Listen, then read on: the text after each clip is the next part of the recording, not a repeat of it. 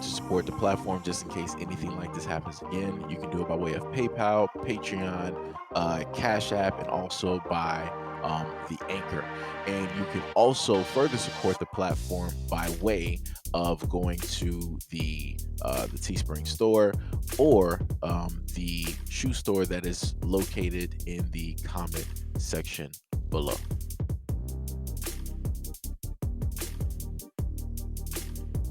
Chaos erupted aboard a Southwest Airlines plane in Dallas when one passenger unleashed a torrent of punches on another in an attack captured in viral video, officials said Wednesday. In the latest incident of unruly passenger behavior, Phoenix-bound travelers were boarding Flight 117 at Love Field when a man in a tan blazer stood over a heavily tattooed man and started pummeling him, video footage showed. Moments earlier, the man in the blazer had approached the tattooed gentleman, asked for his address, and he actually gave him the address, and then he just started punching him. Witness Caitlin Johnson, 32, told NBC News on Wednesday. Johnson, a speech-language pathologist in Arizona who was just a few rows behind the chaos, said the tattooed man was seated and in no position to fight back or defend himself. He probably punched the guy a good 4 times before anyone started recording, Johnson said. Minutes earlier in the gate area, the tattooed man had allegedly accidentally bumped into the wife of his eventual attacker. Johnson said she learned from other travelers. The blazer guy just kind of lost it. He snapped.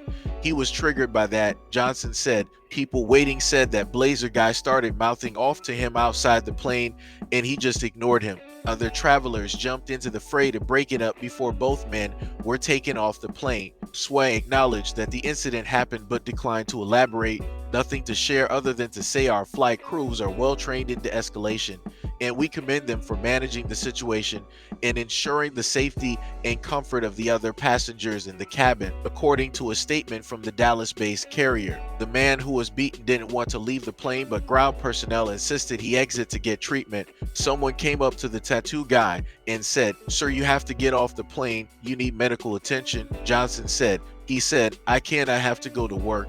But he got off. His face was swollen like a baseball. He was in rough shape. A Dallas police representative confirmed that officers responded to the plane at Love Field that day but declined any further comment.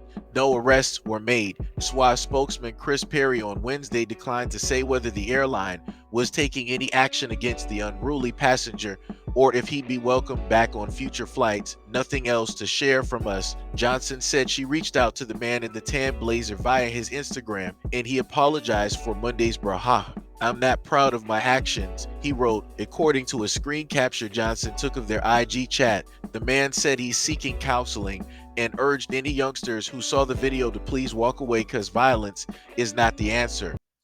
Now, at the later point of the article, the man stated that, anger, violence was never the right decision, never the right choice for any young man basically watching this. Try to walk away. Don't seek violence, go, get help. Right. And, I admire somebody who can, look at a situation and they will take responsibility for what it is that they contributed to or did. And that's exactly what he did on social media by trying to use that as an example as to what not to do.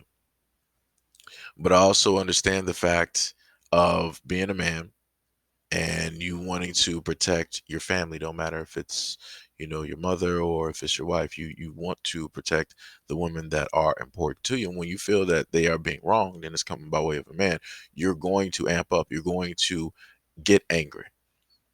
Right. So for me, I can't say if he was wrong or right in that situation. I can just simply state that I understand. I understand his anger. I understand his frustration. And I understand what he is stating when it comes to the aftermath of being able to look at the larger picture, looking at everything and adding everything up and seeing the different things that he potentially could have done in order to uh, stop that from taking place. Right. Um, it's tough out here being a man and trying to do the right thing, trying to figure out a method to be the man that you want to be or to be the man that others assume that you should be, or what it is that the world is, forever changing and saying that men should be. So I understand the confusion again within what took place because I watched the video that was on social media. To a lot of young men out here, I will always state that you should always use logic as your first form and choice of a weapon. That should always be your number one go to.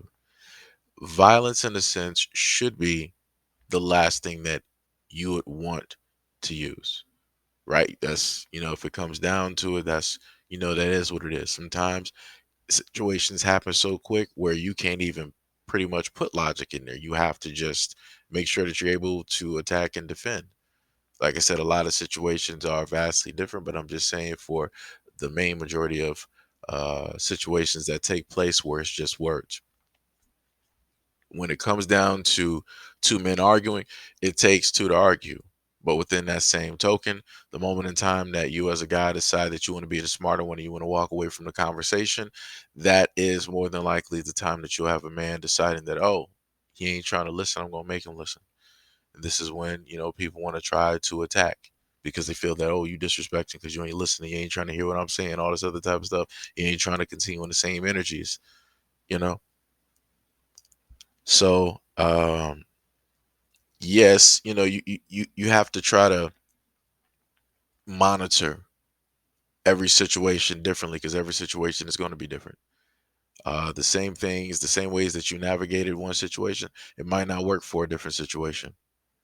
So you're in a sense almost going to have to be like Batman whenever you have to go out here in the world and you got to interact with other men. You got to, try to just assume up until you 100% know. And you got to just try to be prepared for whatever comes. I wish that I could in a sense give a concrete way to circumvent a lot of these things, but I can't because everybody lives in different places. They have to interact with different people. People will react with you differently. If you are a taller guy, 9 times out of 10, guys are not going to try to seek out a fight. If you're a taller guy and you are the weight of like 261 pounds, solid muscle, guys really ain't going to be trying to see no bouts with you at all. They're going to try to navigate those waters. Even if those guys bump you by mistake, they'll be the first ones to turn around like, hey, my bad, I didn't see you there.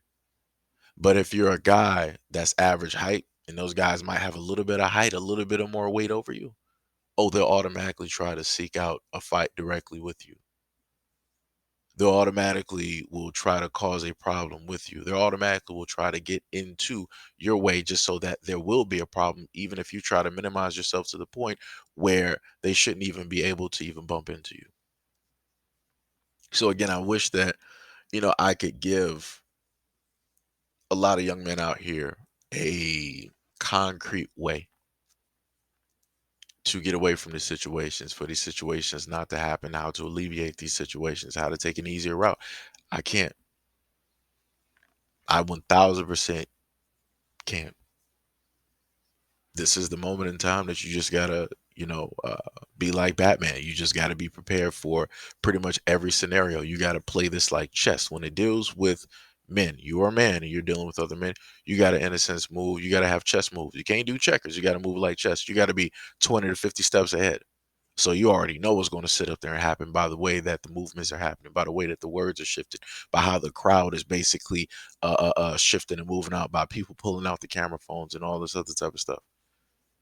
Like I said, you have more on your plate to worry about than anybody else walking because your life can literally change or end in a matter of seconds. So, just keep a level head, try to be as logical as possible, try to get emotion directly out of the situation and stay sharp.